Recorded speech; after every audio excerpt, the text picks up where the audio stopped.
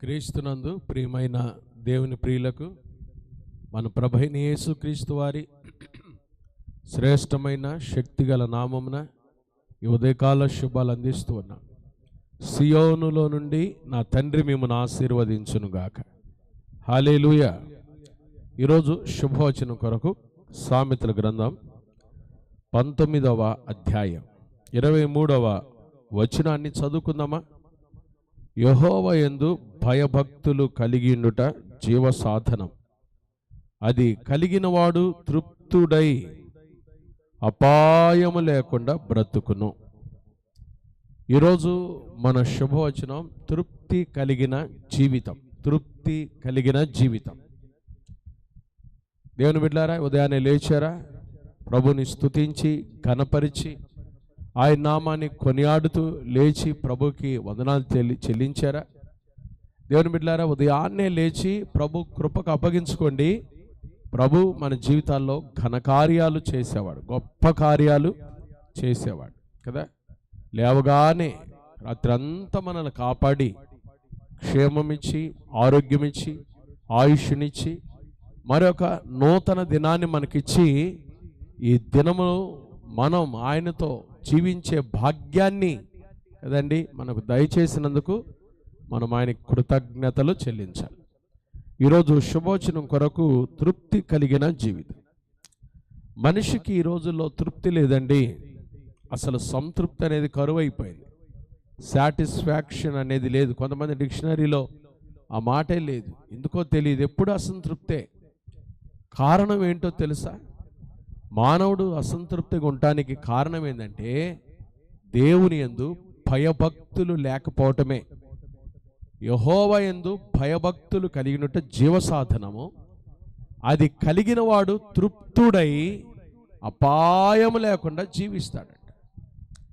చాలామంది తృప్తి కలిగిన జీవితం జీవించలేకపోతా ఉన్నారు. తృప్తి లేదు, ఎందుకో తెలియదు. జీవితంలో పోరాటాలు, సమస్యలు, వేదనలు, ఎప్పుడు చూసిన అల్లకల్లోలాలు, ఏదో ఒకటి పెనుగులాట, సమస్యలు కదండి. ఎంత వేదనలో ఉంటారో. తృప్తి అనేది లేదు. కారణం భయభక్తులు కలిగిన జీవితము లేదు. పాస్టర్ గారు, భయభక్తులు కలిగిన జీవితం ఏది? కీర్తన గ్రంథంలో ఒక 2 విషయాలు మీతో చెప్పి ముగించేస్తా, ప్రార్థన చేస్తా. చూడండి, కీర్తన గ్రంథం 34వ సంకీర్తన 11-12. పిల్లలారా, మీరు వచ్చి నా మాట వినుడి, యెహోవా యందలి భయభక్తులు మీకు నేర్పేదని అంటున్నాడు.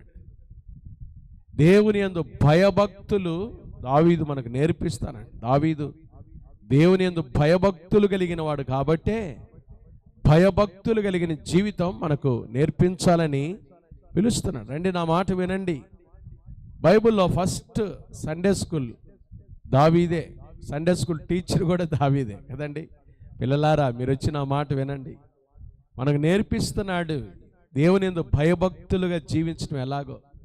అది ఉంటే మనం తృప్తిగా ఉంటాం, అపాయము లేకుండా బ్రతుకుతాం. అది దేవుని ఆశ. మనం తృప్తిగా ఉండాలి, అపాయము లేకుండా బ్రతకాలి. ఏంటి దేవుని యందు భయభక్తులు అంటే? బ్రతకగోరువాడు ఎవడైనా ఉన్నాడా? మేలు నొందుచు అనేక దినములు బ్రతకగోరువాడు ఎవడైనా ఉన్నాడా? చూడండి, మొదటి మాట, దేవుని యందు భయభక్తులు అంటే చెడ్డ మాటలు పలుకకుండా నీ నాలుక, మన నాలుక మనం జాగ్రత్తగా కాపాడుకోవాలి. కపటమైన మాటలు పలుకకుండా నీ పెదవులను కాచుకొనుము. నాలుక, పెదాలు కాపాడుకోవటం అదే దేవుని యందు భయభక్తులు కలిగిన జీవితానికి గొప్ప సాదృశ్యం. చెడ్డ మాటలు పలకుండా నీ నాలుక, కపటమైన మాటలు పలకుండా నీ పెదవులు కాచుకోవాలి, కాపాడుకోవాలి. చాలామంది లేస్తే చెడ్డ మాటలు, నోరు తెరిస్తే చెడ్డ మాటలు కదండి, బూతులు. ఎందుకో తెలియదు, వారి నోరు ఎందుకో చెడ్డ మాటలతో నింపుకుంటారు. ఎప్పుడెప్పుడు మాట్లాడదామా అన్నట్టుగా కూడా చూస్తుంటారు.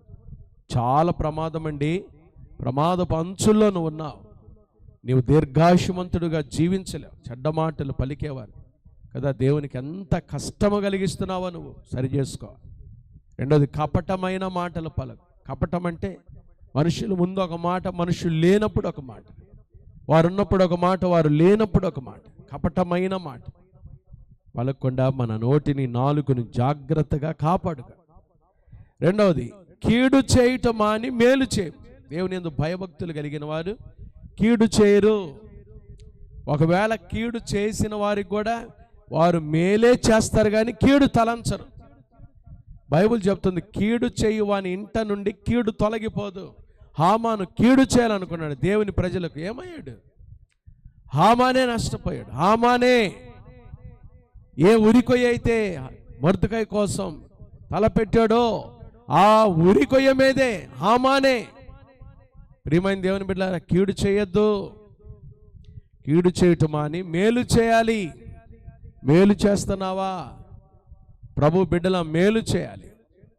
గుణవతి అయిన భార్య గురించి రాయబడింది, ఆమె మేలు చేస్తుంది. ఆమె తన భర్త ఇంటి వారికి మేలు చేస్తుంది, తన భర్తకు మేలే చేస్తుంది. దేవుని బిడ్డలు మేలే చేయాలి, కీడు చేయకూడదు. ఎవరైనా కీడు చేసినా వారికి కూడా మేలే చేయాలి కానీ కీడు చేయకూడదు. దేవుని బిడ్డలారా, ఎంత చక్కటి మాట. మూడో మాట, సమాధానము వెదకి దాన్ని వెంటాడాలి. సమాధానంగా జీవించాలి. ఎప్పుడు అసమాధానంగా ఉంటారు కొంతమంది.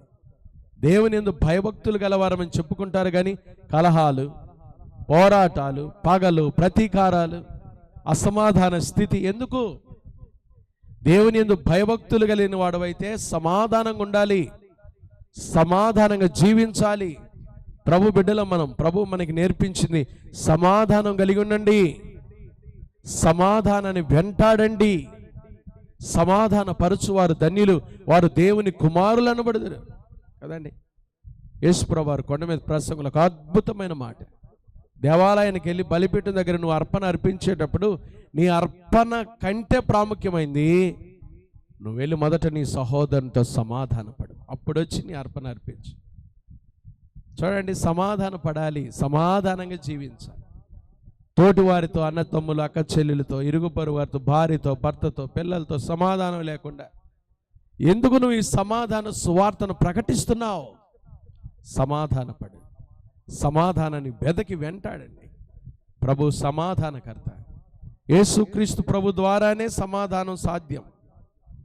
ప్రభు లేకుండా మనకు సమాధానం రాదు, సమాధానం కలిగి జీవించలేం కూడా. రాయి ఈ ఉదయకాలం యేసు దగ్గరికి రా, సిలువ దగ్గరికి రా.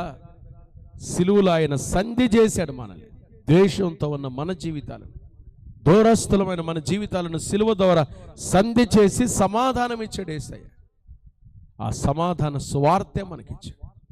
ఇంకా నీకు సమాధానం లేకపోతే ఇదే మిక్కిలి అనుకూల సమయం, ఇదే రక్షణ దినం. రా, దేవుని యందు భయభక్తులు కలిగి జీవించాలి. జీవ సాధనం. అది కలిగిన వాడు తృప్తుడై అపాయము లేకుండా బ్రతుకుతాడు. ఈరోజు శుభవచనం, తృప్తి కలిగి జీవించాలంటే భయభక్తులు కలిగి జీవించాలి. భయభక్తులు అంటే ఏంటంటే దావీదు నేర్పిస్తున్నాడు, నీ నోటిని చెడ్డ మాటలు పలకుండా, నీ నాలుకను కపటమైన మాటలు చెప్పకుండా నీ పెదాలను కాచుకో.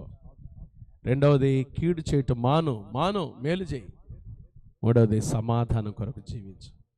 దేవుడి మాటలు దీవించునుగా. ప్రార్థన చేసుకుందాం. పరిశుద్ధుడా, దయగల దేవా, ప్రేమాస్వరూపినికి స్తోత్రాలయ్యా. ఈరోజు శుభవచనం ద్వారా మాతో సూటిగా మాట్లాడిన మీ వాక్యాన్ని బట్టి స్తోత్రం. మా జీవితాల్లో ఎక్కడో అసంతృప్తి, తృప్తి లేదు ప్రభా. మీ యందు భయభక్తులు కలిగి జీవించిన మేము తృప్తిగా బ్రతకాలనే మాతో మాట్లాడిన మీ వాక్యాన్ని బట్టి స్తోత్రం. విన్న వాక్యాన్ని దీవించండి. ఈరోజంతా మా జీవిత యాత్రలో తోడుగా ఉండి సహాయం చేయండి. ఎవరైతే శుభవచనం చూస్తున్న బిడ్డలు అనారోగ్యంతో ఉన్నారో యేసు నామములో ముట్టి బాగు చేయండి అయ్యా. ఆదరణ లేని కుటుంబాలకు ఆదరణ, నెమ్మది దయచేయండి.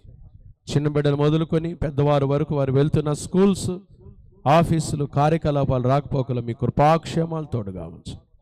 ఈరోజు పుట్టినరోజులు, వివాహ వార్షికోత్సవాలు, శుభకార్యాలు జరుపుకున్న బిడ్డల్ని మిక్కిలి దీవించి రాబోయే సంవత్సరాల ఘనకార్యాలు చేయండి. పరీక్షలు కూడా సిద్ధపడుతున్న మా బిడ్డలను జ్ఞాపకం చేసుకోండి. పరీక్షల దినాల్లో మీ జ్ఞానంతో అభిషేకించి బిడ్డల పక్కనే ఉండి ఎగ్జామ్స్లో మీరు తోడుగా ఉండి రాయించి ధైర్యం కలిగిన ఆత్మతో నింపి విశేషమైన బోధకులను మించిన జ్ఞానం మా బిడ్డలకు దయచి మంచి ఆయురారోగ్యాలతో నీ బిడ్డలను ఆశీర్వదించి కృపతో నింపండి తండ్రి. ఉదయకాలం వ్యాపారాలు చేసుకుంటున్న వారి వ్యాపారాలు దీవించండి. ఉద్యోగాలు చేసుకుంటున్న వారి ఉద్యోగాలు దీవించండి.